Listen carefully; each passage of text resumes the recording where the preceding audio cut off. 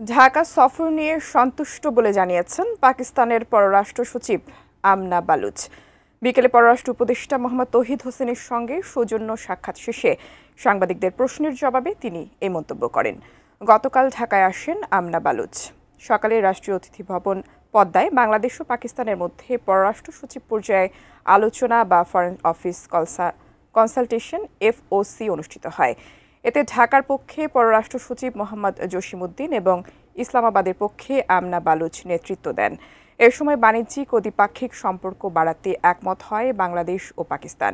দীর্ঘ 15 বছর পর দুই দেশের পররাষ্ট্র সচিব পর্যায়ে এ বৈঠক অনুষ্ঠিত হলো। FOC বৈঠকের পর পররাষ্ট্র মন্ত্রণালয়ে এসে উপদেষ্টার সঙ্গে সাক্ষাৎ করেন পাকিস্তানের পররাষ্ট্র সচিব। প্রথমত জানিয়ে রাখি যে কিছুক্ষণ আগে পররাষ্ট্র মন্ত্রণালয়ের ব্রিফিং রুম, এটি পররাষ্ট্র মন্ত্রণালয়ের 7তলা ব্রিফিং রুমে এই পুরো পাকিস্তানের পররাষ্ট্র সচিবের সঙ্গে বাংলাদেশের পররাষ্ট্র সচিব পর্যায়ের যে দ্বিপাক্ষিক বৈঠক সেটি নিয়ে বাংলাদেশের পররাষ্ট্র সচিব মোহাম্মদ জসিমউদ্দিন তিনি সাংবাদিকদের সঙ্গে কথা বললেন, নানান প্রশ্ন উত্তর দিলেন। আমরা মোটা দাগে যে কয়েকটি বিষয়ে বলতে পারি সেটি হচ্ছে বাংলাদেশ পাকিস্তানকে খুব পরিষ্কার একটি বার্তা দিয়েছে। সে বার্তা হচ্ছে 1971 সালে যে গণহত্যা হয়েছে পাকিস্তানকে এর জন্য ক্ষমা চাইতে হবে। এবং 1971 সালের আগ পর্যন্ত বা 71 সাল পর্যন্ত বাংলাদেশ যখন পশ্চিম পাকিস্তানের কাছে পূর্ব পাকিস্তান হিসাবে যেসব টাকা পয়সা নানা রকম বিষয় পাওনা ছিল, সে পাওনার পরিমাণ একটা অঙ্কে গোনা হয়েছে, সেটা 4.5 বিলিয়ন প্রায়, অর্থাৎ প্রায় $4.5 বিলিয়ন পূর্ব পাকিস্তান পশ্চিম পাকিস্তানের কাছ থেকে পাবে 1971 সালের পর্যন্ত, ওই সময় পর্যন্ত এই পাওনাটা পরিশোধ করতে হবে।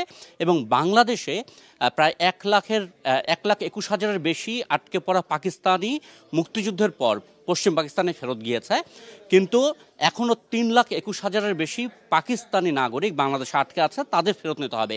এই 3টি জায়গায় বাংলাদেশ খুব পরিষ্কার বার্তা দিয়েছে, বাংলাদেশের সঙ্গে যদি পাকিস্তান স্বাভাবিক সম্পর্ক চায়, সামনের দিনগুলোতে খুব ভালো সম্পর্ক, শক্তিশালী সম্পর্ক গড়তে চায়, তাহলে 1971 সালের অমীমাংসিত যে ইস্যুগুলো, অর্থাৎ গণহত্যার জন্য ক্ষমা চাওয়া, আটকে পড়া পাকিস্তানিদের ফেরত নেওয়া এবং বাংলাদেশের যে পাওনা পাকিস্তানের কাছে টাকার অঙ্কে এখন পর্যন্ত $4.5 বিলিয়ন, সেটা হয়তো আরও বাড়তে বা কমতে পারে, টাকার মানের পরিবর্তন হয়েছে, ডলারের মান পরিবর্তন হয়েছে, এইগুলোর সমাধান করতে হবে। এগুলোর সমাধান না হলে বাংলাদেশ পাকিস্তানের শক্তিশালী সম্পর্ক হতে পারে না।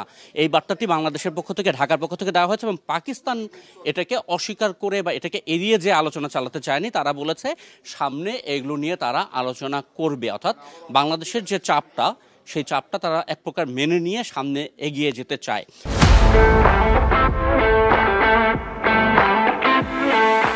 পাকিস্তানের পক্ষ থেকে সম্পর্ক বাড়ানোর যে আগ্রহের জায়গাগুলো এসেছে, আমাদের পররাষ্ট্র সচিব যেটা জানিয়েছেন, তারা শিক্ষার ক্ষেত্রে বিনিময়, সংস্কৃতির ক্ষেত্রে বিনিময়, বাণিজ্য বাড়ানো, যোগাযোগ বাড়ানো, কৃষি খাতে সহায়তা, এই বিষয়গুলোতে তারা বাংলাদেশের সাথে আরও বেশি যুক্ত হতে চায়। এবং যোগাযোগ বাড়ানোর ক্ষেত্রে বেশ কিছুটা এগিয়েও গেছে বিষয়টা। পাকিস্তানের সঙ্গে জাহাজ চলাচল, শিপিং, সরাসরি জাহাজ চলবে, সেটি আগেই ঠিক হয়েছে। এরই মধ্যে পাকিস্তানের এয়ার জিন্না এয়ারলাইন্স তাদেরকে বাংলাদেশে এয়ার অপারেট করার জন্য বাংলাদেশ অনুমতি দিয়েছে। আরেকটি এয়ারশেল নাম, সেটি যেন বাংলাদেশে এয়ারলাইন্স অপারেট করতে পারে, তার অনুমতির প্রক্রিয়া চলছে। অর্থাৎ সরাসরি বিমান যোগাযোগ খুব শিগগিরই চালু হবে। দুই দেশ মোটামুটি একমত, সেটা নিয়ে কাজ করা হবে। পাকিস্তানের প্রধানমন্ত্রী এবং পররাষ্ট্রমন্ত্রী ইসহাক দার, তিনি 27 তারিখে, এই মাসের 27 তারিখে বাংলাদেশ সফরে আসবেন। 27-28 দুদিনের সফরে। সেই সফরে বেশ কিছু চুক্তি এবং সমঝোতা স্মারক সই হতে পারে, সেগুলোর প্রস্তুতি শুরু হবে এখন। আজকে যে বৈঠকটা হলো, সে বৈঠকটা মূলত এই পাকিস্তানের যিনি পররাষ্ট্রমন্ত্রী আসবেন তার সফরকে কেন্দ্র করে একটা প্রস্তুতিমূলক বৈঠক বলা যায়। যদিও এরকম বৈঠক 15 বছর পর হলো। 2010 সালে পররাষ্ট্র সচিব পর্যায়ে বৈঠক হয়েছিল এবং 2012 সালে পাকিস্তানের একজন তৎকালীন পররাষ্ট্রমন্ত্রী এসেছিলেন। 2010 সালের পর 15 বছর পর পররাষ্ট্র সচিব পর্যায়ের বৈঠক, বা একেবারে বলা যায় যে পররাষ্ট্র মন্ত্রণালয়ের যে নিয়মিত বৈঠক, সে বৈঠকটি হলো। অর্থাৎ বলা যায় পাকিস্তানের সাথে বাংলাদেশের সম্পর্কের গত 15 বছরের যে স্থবিরতা, 1 দশকেরও বেশি সময় ধরে, সেটা একটু পথ উন্মুক্ত হলো। তবে বাংলাদেশের সেই 3 শর্ত পাকিস্তান আংশিকভাবে বলা যায় যে আলোচনার জন্য মেনে নিয়েছে।